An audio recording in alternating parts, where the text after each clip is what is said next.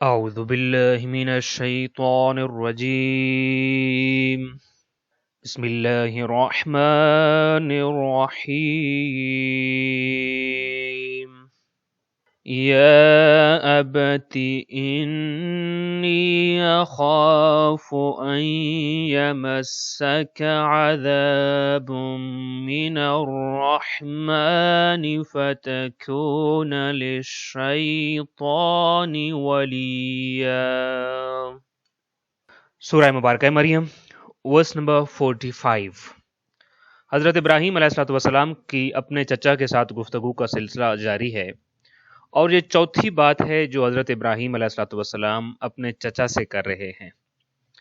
سو ارشاد قدرت ہوتا ہے کہ ابراہیم علیہ الصلوۃ والسلام نے اپنے چچا سے یا اپنے منہ بولے باپ سے یوں کہا، یا ابت، اے ابا جان یا اے چچا جان، انی بے شک میں، اخاف ڈرتا ہوں، خوف رکھتا ہوں، فکر مند ہوں. یا ابت انی اخاف، بے شک مجھے ڈر ہے، مجھے خوف ہے. کس بات کا؟ این یمسکا، ان کے یمسکا تجھے آ پکڑے، تجھے پہنچے، آپ کو مس کر جائے، آپ تک پہنچ جائے. بھلا کیا؟ عذاب، عذاب، مجھے اس بات کا ڈر ہے کہ آپ کے اوپر عذاب آ جائے. کہاں سے؟ من الرحمن، رحمان کی طرف سے، اللہ کا عذاب، پروردگار کی طرف سے عذاب تم پر نہ آ جائے.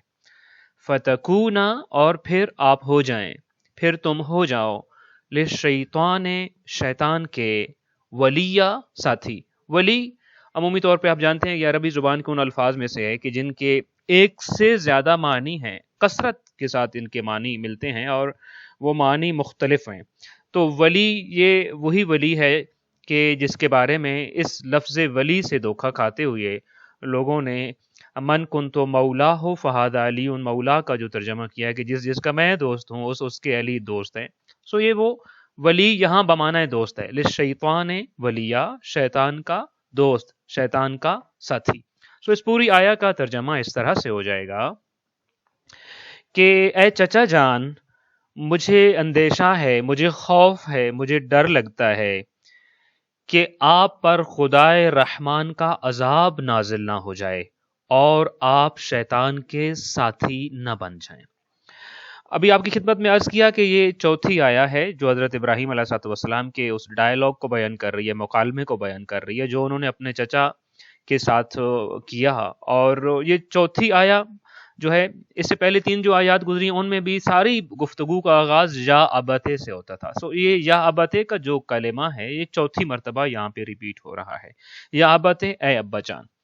اچھا، یہاں پہ ایک بات آپ اندازہ کیجئے کہ ہر بات سے قبل، چونکہ حضرت ابراہیم علیہ الصلوۃ والسلام کی یہ چوتھی بات ہے جو وہ ابھی اپنے چچا کے ساتھ کر رہے ہیں، ہر بات سے قبل حضرت ابراہیم علیہ الصلوۃ والسلام نے اپنی شفقت و محبت کا اظہار کیا ہے. اور یہاں سے ہمیں جو بات پتہ چلتی ہے کہ تبلیغ دین کے لیے، یا میں اگر اس کو سادہ الفاظ میں کہوں، چونکہ تبلیغ دین جب ہم یہ لفظ کہتے ہیں تو بظاہر یہ محسوس ہوتا ہے کہ شاید یہ علماء اور اسکالرز اور مجتہدین اور مراجع کے لیول کا کام ہے اور باقی لوگوں سے اس کا کوئی لینا دینا نہیں ہے. میں اگر یوں کہوں کہ اسلام کے پازیٹیوز کو پروموٹ کرنے کے لیے، اسلام کے جو پیغامات ہیں اور اس کا پازیٹیو سائیڈ ہے اس کی طرف لوگوں کو راغب کرنے کے لیے، لوگوں کو ادھر موٹیویٹ کرنے کے لیے، لوگوں کو لے آنے کے لیے طریقہ کار کیا ہے؟ بہترین طریقہ یہی ہے کہ آپ جو آپ کے درمیان اور اس معاشرے کے لوگوں کے درمیان محبتیں ہیں اور جو عواطف ہیں اور جو ہمدردیاں ہیں، ان ہمدردیوں کو استعمال کریں، ان محبتوں سے استفادہ کریں اور پھر لوگوں کو حقیقت کی طرف متوجہ کریں. بالکل ایسے ہی کہ جیسے میڈیکل کی دنیا میں کہا جاتا ہے کہ مرض سے نفرت لیکن مریض سے محبت اور ترس، یہ دو باتیں یہاں پر بھی بالکل ایسی ہے. کوئی کتنا بڑا گنہگار ہی کیوں نہ ہو، کوئی کتنا بڑا گمراہ ہی کیوں نہ ہو، حضرت ابراہیم علیہ الصلوۃ والسلام کا یہ انداز یا ابتے، یعنی اپنی محبت کا اظہار، اپنے عواطف کا اظہار کرنا اور ان الفاظ کا استعمال کر کے پھر مریض کو اس کے مرض کی طرف متوجہ کرنا، لیکن مریض سے محبت و ترس کا اور الفت کا رشتہ نبھانا. تو یہاں سے یہ اندازہ ہوتا ہے کہ ہمیں دین کے لیے جب بھی ہم کوئی پازیٹیوٹی آف اسلام لوگوں کو سے شیئر کر رہے ہوں، ان کو موٹیویٹ کر رہے ہیں اس چیز کی طرف، تو ہمیں ان لوگوں کے ساتھ جو ہماری باہمی محبتیں ہیں، جو الفتیں ہیں اور جو شفقت ہے، جو آپس میں ایک دوسرے کے ساتھ پیار محبت ہے، اس لہجے کو اور اس انداز کو استعمال کر کے متوجہ کرنا چاہیے۔ نہ یہ کہ اگر کوئی گمراہ ہے تو اسے نفرت کر لی جائے، نہ یہ کہ اگر کوئی گمراہ ہے تو اسے سخت طعن و تشنیع کی جائے اور اس کے اوپر جو ہے وہ ایسی گفتگو کی جائے جو اس کے لیے تحقیر اور توہین کا سبب بن رہی ہو۔ سو پہلا لفظ یا ابت ہے۔ اس کے بعد ہے انی اخافو۔ میں نے جیسے ابھی آپ کے سامنے اس کا ترجمہ کیا کہ مجھے ڈر ہے، مجھے خوف ہے۔ اگر ہم اس کو زیادہ یہ بہتر یہ ہے کہ ہم یوں کہیں کہ میں آپ کے بارے میں فکر مند ہوں، مجھے آپ کے بارے میں خوف ہے۔ آپ اندازہ کیجئے کہ انبیاء اور اولیاء اور خدا والے جتنے بھی لوگ ہیں وہ نہایت لوگوں کے اوپر مہربان ہوتے ہیں۔ جیسے ہم نے پہلے عرض کیا، ان کا جو لوگوں سے ریلیشن ہوتا ہے وہ محبت کا ہوتا ہے، وہ الفت کا ہوتا ہے، وہ دل سوز ہونے کا ہوتا ہے۔ لہذا یہاں پر بھی انی اخاف ہو، میں آپ کے بارے میں بہت فکر مند ہوں، مجھے آپ کے بارے میں ڈر ہے۔ نہج البلاغہ میں امیر المومنین علی ابن ابی طالب علیہ الصلوۃ والسلام نے اس طرح کے الفاظ استعمال کیے ہیں کہ جن کا معنی یہ بنتا ہے کہ انسان دوسروں کے اوپر کس قدر بعض اوقات مہربان ہوتا ہے۔ تو یہاں پر اس لطف اور اس مہربانی کا بیان ہو رہا ہے جو انبیاء اپنی امت کے لیے، یعنی ایک شفیق باپ کی طرح ہوتے ہیں، ایک مہربان دوست کی طرح ہوتے ہیں اپنی امت کے لیے۔ وہ جو آگ میں جلنے والا ہے، وہ جو گڑھے میں گرنے والا ہے، وہ فکر مند نہیں ہے، وہ خوف میں مبتلا نہیں ہے کہ میں آگ میں گرنے والا ہوں یا گڑھے میں گرنے والا ہوں اور گمراہی کے راستے پہ چل رہا ہوں، مگر ان کو شفیق باپ ہونے کے ناطے اس کے بارے میں فکر بھی ہوتی ہے اور اس کے بارے میں خوف بھی لاحق ہوتا ہے۔ سو انی اخافو، مجھے یہ فکر ہے، مجھے یہ خوف ہے آپ کے بارے میں کہ یہ مسا کا کہ آپ تک پہنچ جائے گا بھلا کیا، عذاب من الرحمن۔ آپ ذرا اس جملے پہ خاص طور پہ توجہ فرمائیے کہ عذاب من الرحمن، عذاب یعنی کہ عذاب آپ کے اوپر آئے گا، یعنی سادہ لفظوں میں یوں کہوں کہ آپ کے اوپر جو ہے وہ دنیاوی دنیا میں بھی، اس زندگی میں بھی امتحان آئیں گے، آزمائشیں آئیں گی، اور آخرت میں بھی آگ اور آگ سے جو عذاب ہیں وہ مسلط کر لیے جائیں گے۔ اچھا، کون مسلط کرے گا؟ کون تکلیف دے گا ان کو؟ کون ہے جو ان کے اوپر آگ برسانا چاہتا ہے؟ کون ہے جو ان کو آزمائشوں میں ڈالنا چاہتا ہے؟ کون ہے جو ان کو مشکلات میں ڈالنا چاہتا ہے؟ من الرحمن۔ یہ ساری تکلیفیں، یہ سارے امتحان، یہ ساری آزمائشیں، یہ آگ میں جلنا، یہ آگ کی جو ہے وہ تمازت و حرارت دینے والا وہ ہے جو نہایت رحمان ہے، رحیم ہے، رحم کرنے والا ہے۔ یہ بڑا عجیب سا لفظ ہے، عذاب من الرحمن۔ یعنی رحمان کیا تو تقاضا یہ ہوتا ہے کہ اس کے اندر صفت رحیمیت پائی جائے گی نا، وہ رحم دل ہوگا تبھی تو رحمان کہلاتا ہے۔ سو رحم دل انسان سے عذاب یہ کیسے ہو سکتا ہے؟ یہ الفاظ بتاتے ہیں کہ انسان اپنی زندگی میں بعض اوقات اپنے اعمال کے ہاتھوں اس مقام تک جا پہنچتا ہے کہ جو رحمت کا سرچشمہ ہوتا ہے اس کو غضب سے بھر دیتا ہے۔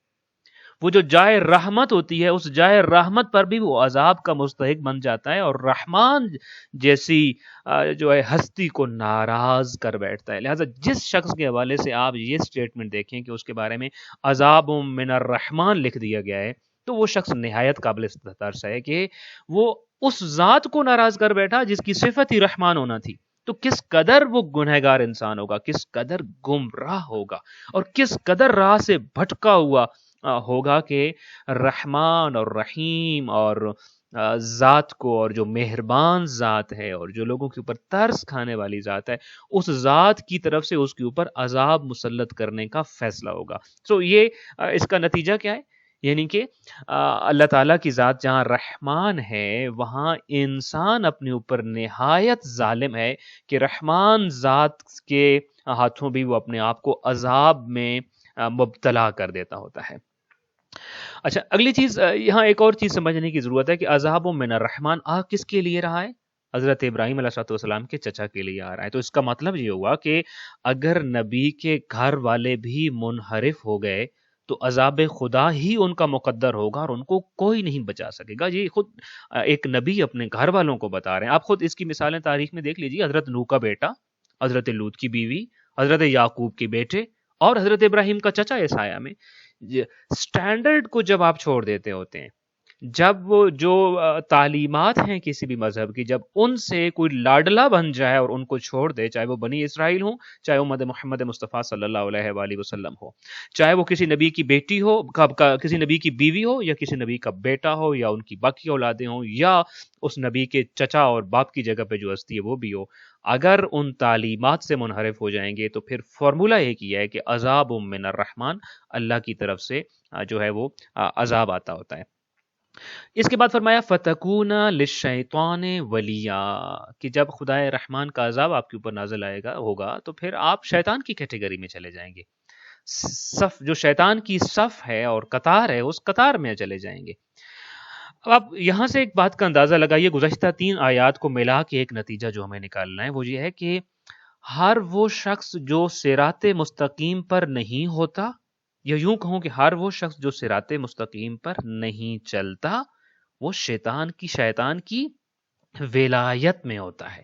چونکہ اس سے پہلے اگر آپ آیا دیکھیں کہ جس میں اہدک صراطا سویا، ورس نمبر 43 میں حضرت ابراہیم علیہ السلام نے کہا تھا کہ میں آپ کو سیدھی راہ پہ یا صراط مستقیم پہ لے چلتا ہوں۔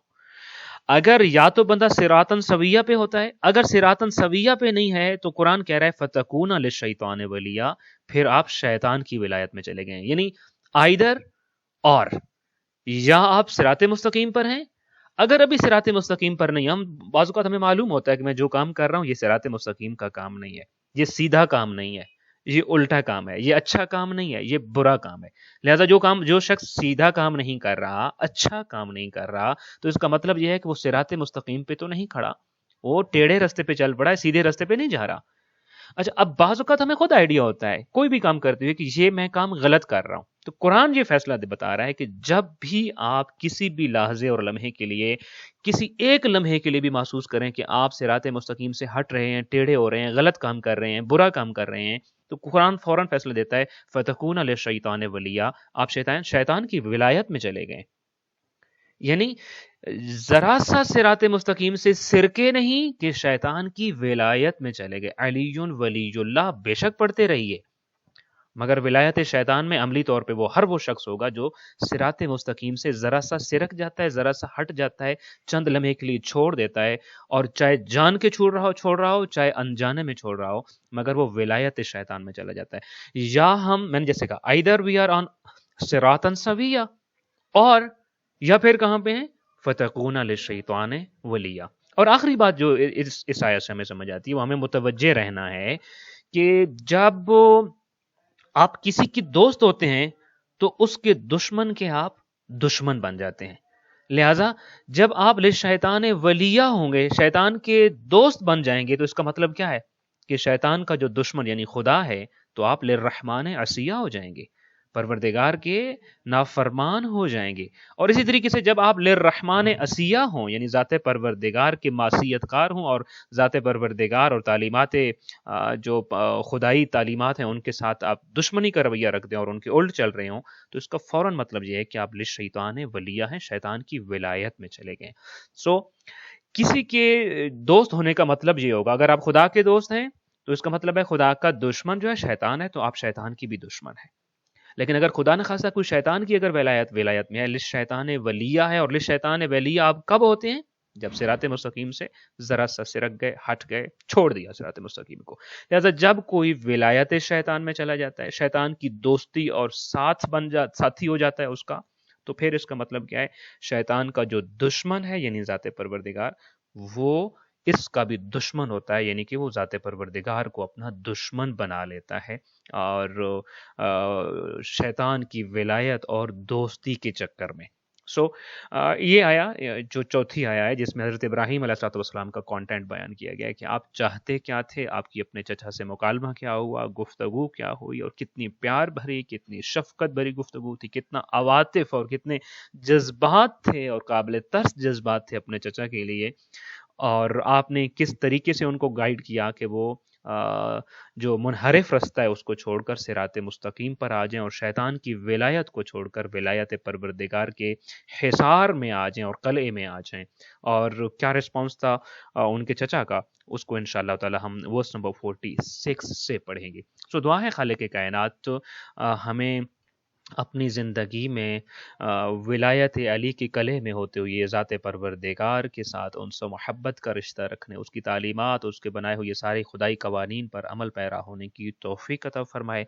شیطان اور شیطان کی حربوں سے ہمیشہ نبرد آزما ہونے، آگاہ ہونے اور ان سے بچنے کی توفیق عطا فرمائے۔ خالق کائنات شر شیطان اور شر انسان سے انشاءاللہ تعالی ہمیشہ محفوظ و معمون فرمائے، اور اس زندگی میں بھی شیطان کی مخالفت سمت میں اور واجبات و محرمات کی پہچان کرتے ہوئے واجبات پہ عمل پیرا ہونے، محرمات سے اجتناب کرنے کی توفیق عطا فرمائے، حالت ایمان میں موت نصیب فرمائے، اور قیامت کے دن شفاعت حضرت زہرا سلام اللہ علیہا کا مستحق بنائے۔ السلام علیکم ورحمۃ اللہ وبرکاتہ۔